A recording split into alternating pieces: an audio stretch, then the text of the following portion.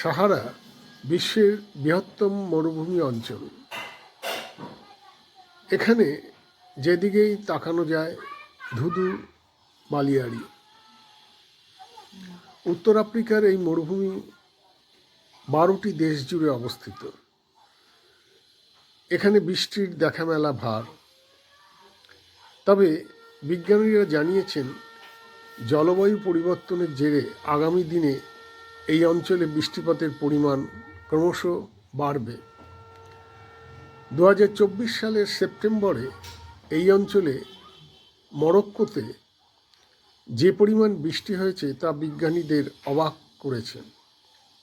দুদিনের বৃষ্টিতে ওই অঞ্চলের বিস্তীর্ণ অংশ প্লাবিত হয়েছিল। সম্প্রতি চিকাগোর ইলিনয়স ইউনিভার্সিটির বিজ্ঞানীরা জানিয়েছেন যে জলবায়ু পরিবর্তনের জেরে যে উষ্ণায়ন বাড়ছে তাতে 2100 সাল নাগাদ এই অঞ্চলে অর্থাৎ সাহারা মরুভূমি অঞ্চলে বৃষ্টিপাতের পরিমাণ 75% বাড়বে। উষ্ণায়নের জেরে আটলান্টিক মহাসাগর থেকে আসা জলীয় বাষ্পের কারণেই এই বৃষ্টিপাতের পরিমাণ বাড়ার সম্ভাবনা তৈরি হয়েছে বলে জানিয়েছেন বিজ্ঞানীরা।